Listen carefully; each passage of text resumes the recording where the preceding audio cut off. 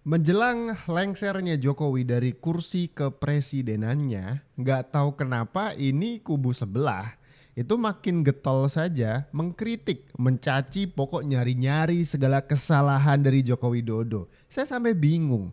Kan Jokowi tinggal berapa bulan lagi jadi presiden, kenapa makin semangat aja gitu kan. Kayak justru jangan kalian yang mengkritik itu yang tidak rela Jokowi lengser dari kursi kepresidenannya. Jangan-jangan loh ya. Tapi ada satu video yang saya dapat di sosial media begitu ya. Ini bagaimana Jokowi itu tidak takut. Semua penghalang itu, caci makian itu, hinaan itu dia ambil semuanya, justru membuat dia semakin kuat. Dia tidak takut semua yang menghalangi. Dia lakukan semuanya untuk bangsa dan negara saat dia menjabat sebagai presiden. Wow. Tidak ada yang saya takuti untuk kepentingan nasional, untuk kepentingan rakyat, untuk kepentingan bangsa, untuk kepentingan negara. Tidak ada yang saya takuti kecuali Allah Subhanahu wa Ta'ala. Kita beruntung ada Presiden Jokowi yang nggak bisa diatur siapapun, ya, nggak bisa. Saya bisa janji sama Anda, siapapun nggak bisa ngatur beliau. Beliau nggak aja. Orang bilang begini, ya. Tapi dia kerjain juga. Saya kenal betul itu. Jadi kalau orang bilang dia tunduk sama ini, saya jamin sama Anda tidak. Atau orang lain bilang kenal betul sama dia. Saya pun tidak kenal 100% sama beliau. Dan saya tidak pernah klaim bahwa saya bisa omong apa saja sama presiden. Presiden itu betul-betul orang yang punya pribadi dan punya intelijen yang bagus, yang mengatakan ya dan tidak. Dan dia berani melakukan itu.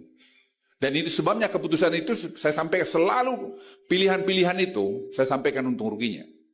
Cara bertindak kami di militer, saya sampaikan Pak Presiden, cara bertindak satu begini, cara bertindak dua ini, untung ruginya ini, kalau menurut kami ini terserah Bapak Presiden putuskan. Presiden bilang, saya pilihin aja Pak Luhut. Baik Pak, kita laksanain. Terkadang beliau tanya, Pak Luhut, Bapak sudah putusin, saya akan loyal. Hanya dua di tentara. Laksanakan, amankan. Mau bilang terima kasih Bapak sudah menjadi Bapak Presiden yang begitu baik buat bangsa Indonesia. Saya sangat kagum dan sangat bangga. Kalau bisa Pak, Bapak bisa menjadi presiden untuk ketiga periodenya. Terima kasih. Tidak ada yang... Ya itu dia ya. Pengakuan dari Luhut Binsar Panjaitan. Jadi orang-orang yang menganggap Jokowi plonga-plongo, gak becus kerjanya ya kan, deso gitu. Mungkin sekarang harus merevisi kalimat-kalimat itu ya kan.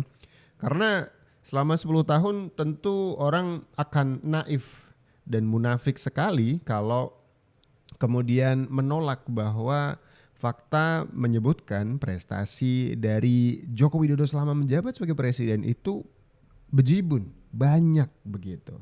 Tapi meskipun demikian yang namanya haters ya, kadung benci gitu, kadang matanya itu tertutup kebencian. Bahkan masih menganggap bahwa PDIP itu tanpa Jokowi masih akan dikdaya. Gak ngerti sih. Cuman logikanya kalau misalkan benar PDIP itu tanpa Jokowi bisa besar. Pertama, kenapa Pilpres 16%? Kedua, kenapa waktu Megawati mencalonkan presiden lagi tidak terpilih? Tapi ketika Jokowi yang dicalonkan 2 kali terpilih. Tapi masih ada aja yang menafikan bahwa Jokowi itu adalah figur yang besar gitu. Buktinya, jika tanpa PDI Perjuangan, Jokowi mampu seperti saat ini. Kalau sekarang jangan ngomong, tapi dulu ya dari awal 2004 Jokowi masuk di PDI Perjuangan, buktikan. Ya, kalau Jokowi mampu di posisi saat ini tanpa PDI Perjuangan, jangan cuman kalian pendukung Jokowi gede-gede bacot ya. PDI Perjuangan tanpa Jokowi begini-begini. Kalau kata Bang Adian bilang 20 Oktober selesai Jokowi, tapi PDI Perjuangan tetap akan selalu ada. Dan buat kalian yang menarasikan tenggelamkan PDI Perjuangan, buktikan jika kalian mampu. Karena ingat satu hal, PDI Perjuangan satu-satunya partai yang terlahir karena darah dan nyawa dan perjuangan. Bukan terlahir karena memiliki kekuasaan, bukan terlahir karena punya harta dan jabatan. Itu yang harus kalian ingat. Karena Tuhan selalu tahu mana yang terlahir dari sebuah perjuangan atau... Tapi boleh-boleh saja kalau misalkan simpatisan dari PDIP itu tidak mengakui sumbangsih atau mungkin figur ketokohan dari seorang Joko Widodo. Sah-sah saja. Tapi kalau menurut saya, orang lain boleh punya pendapat dong. Iya kan? Kalau misalkan minta dibuktikan, buktinya adalah sejak Jokowi maju di wali kota Solo, walaupun beliau sudah menjadi kader dari PDIP, itu yang memajukan lebih dulu itu bukan PDIP. Silakan dicek. Ya.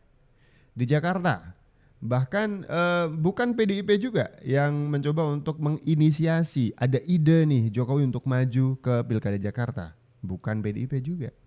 Jadi ketika tiba-tiba punya prestasi banyak, PDIP mencoba untuk mengklaim ini kader saya. Justru begitu kalau saya melihatnya.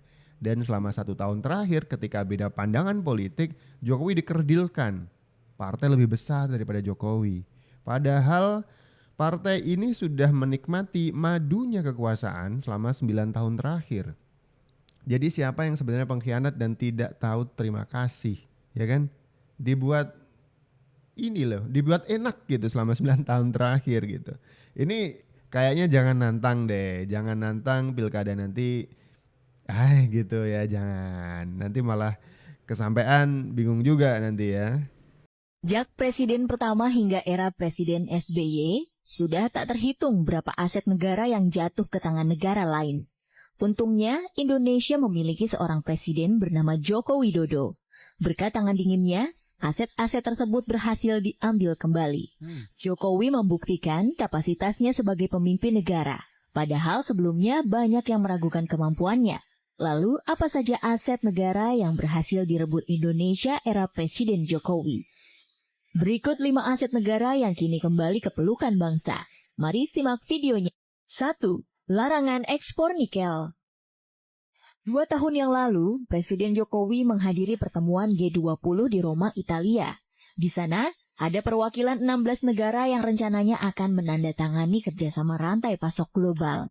Jokowi awalnya tertarik untuk ikut dalam kerjasama itu, tapi ia dibuat kaget lantaran salah satu isi kontrak perjanjiannya mengharuskan Indonesia untuk mengekspor bahan mentah. Jokowi pun tidak jadi menandatangani perjanjian tersebut dan membuat anggota forum meninggalkan ruangan atau dengan kata lain, pertemuan gagal dilanjutkan hanya karena Indonesia tidak ikut dalam kerjasama tersebut.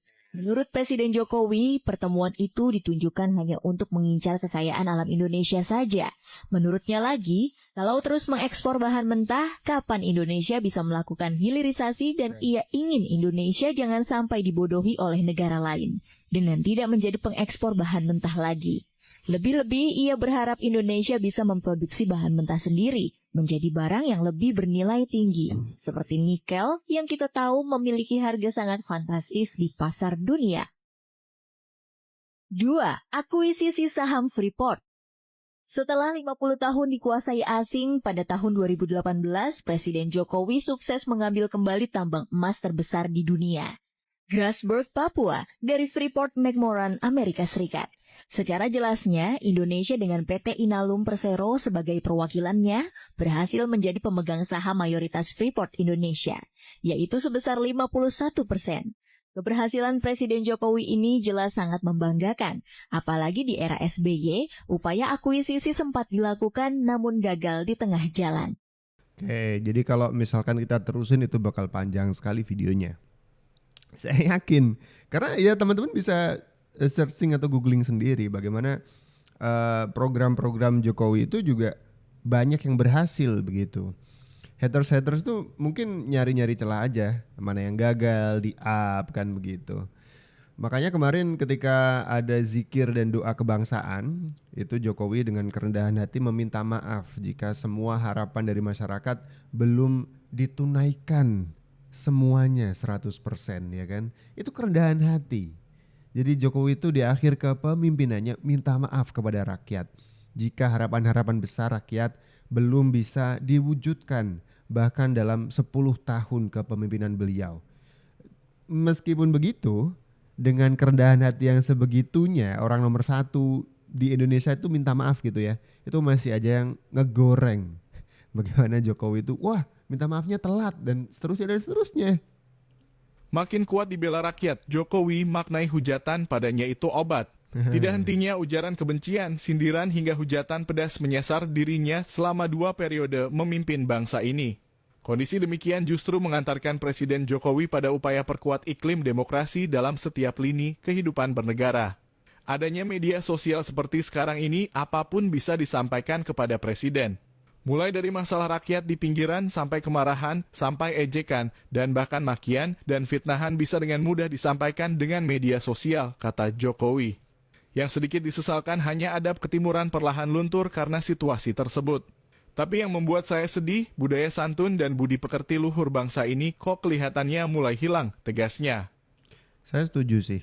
Ada banyak orang macam Rocky Gerung yang berlindung di balik demokrasi dan kebebasan berpendapat, itu menggunakan kalimat itu untuk mencaci maki, menyampaikan kritik dengan pilihan kata yang kasar. Itu budaya ketimurannya hilang. Kita itu orang timur punya adab dan budi pekerti yang dijunjung tinggi gitu. Masa gara-gara cuman mengatasnamakan demokrasi, kebebasan berpendapat dan mengkritik, tapi cara penyampaiannya itu dengan cara yang tolol, apalagi dungu, bodoh, ya kan? Dan seterusnya. Kalau memang orang timur punya cara sopan santun, ya sampaikan dengan cara yang sopan santun. Kalau menurut saya sih begitu. Tapi faktanya dia presiden dicintai rakyat, mati lu. Approval ratingnya hari ini untuk di Pulau Jawa ini 82%. Di Jawa Barat 73, di Jawa Tengah 92. Approval ratingnya. Kita mau ngomong apa? Gitu. Jadi orang ini dianggap orang baik loh Pak. Jangan salah loh. Jangan pernah ngelawan orang baik loh Pak. Ini rumus dari kakek saya. Jangan lawan orang baik. Yang kedua, jangan lawan orang cantik. Kalah kau Pak sama orang. Jadi jangan serang Jokowi, rugi kau. Jangan lawan orang baik, kalah kau Pak sama orang itu. Ini perkataan dari Bambang Wuryanto ya, Bambang Pacul, elit PDIP Jawa Tengah yang mengatakan Jokowi orang baik gitu. Di mata rakyat bagaimana sosok seorang Joko Widodo itu dipandang sebagai pemimpin yang berhasil mensejahterakan rakyat Indonesia begitu. Bagaimana saya bisa bicara seperti ini karena hasil survei tentang kepuasan kinerja Jokowi di angka 75 sampai dengan 80%. Mungkin lebih. Ada beberapa suara yang tidak tertangkap oleh survei. Bisa jadi, ya kan? Itu bagaimana melawan orang baik? Susah. Bagi politisi-politisi atau partai yang mencoba untuk melawan orang yang dicintai oleh masyarakat, tapi di sisi lain partai-partai ini ingin mendulang suara dari rakyat, kan mustahil. Bagaimana mau mendulang suara dari rakyat yang mencintai Jokowi, tapi si partai ini justru menyerang Jokowi? Gak akan berhasil kan begitu ya. Tapi lagi-lagi nih, ada banyak sekali orang yang justru melihat Jokowi itu dari sudut pandang negatifnya gitu. Bahkan untuk urusan yang remeh dan urusan yang tulus soal maaf saja, itu masih dilihat dengan cara atau kacamata yang negatif. Salah terus Jokowi. Sudah salah misalkan nih, orang salah ngapain sih? Harusnya kan minta maaf misalkan nih. Jokowi nggak salah, minta maaf. Itu masih salah. Harus bagaimana lagi? Minta maaf aja itu masih salah gitu ya kan. Sekarang banyak orang yang dulu daihatnya Jokowi. Mau membela. Bahkan saya kritik dikit aja dibantai. Gitu. Sekarang orang-orang itu mengkritik Jokowi. Tanpa minta maaf ke rakyat Indonesia bahwa maaf saya dulu tentang salah tentang Pak Jokowi dan nyuruh kalian semua milih Pak Jokowi. Mereka minta maaf dulu, sorry saya dulu salah gitu. Banyak tokoh-tokokoh udah sebut. Enak banget sekarang ngeritik Pak Jokowi tanpa minta maaf dulu kepada aku, dulu ngeritik dikit aja. Dihantam di Twitter, di Instagram. Nah, ini ada membekas juga. Membekas. Mereka minta maaf dulu ke si aja dong.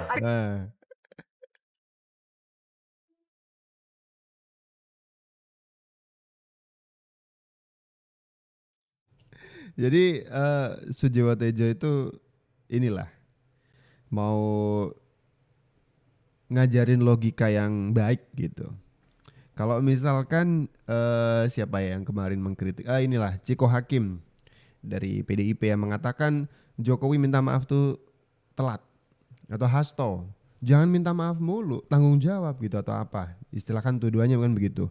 Nah, pertama-tama kalau misalkan perminta maafan dari Jokowi itu telat, Anda harusnya masih ingat bahwa Anda selama 9 tahun itu menjadi partai penyokong utama dari Joko Widodo di pemerintahan gitu. Berarti kan Anda terlibat kalau misalkan Anda mengatakan Jokowi salah sejak awal memerintah misalkan. Ya Anda minta maaf juga lah.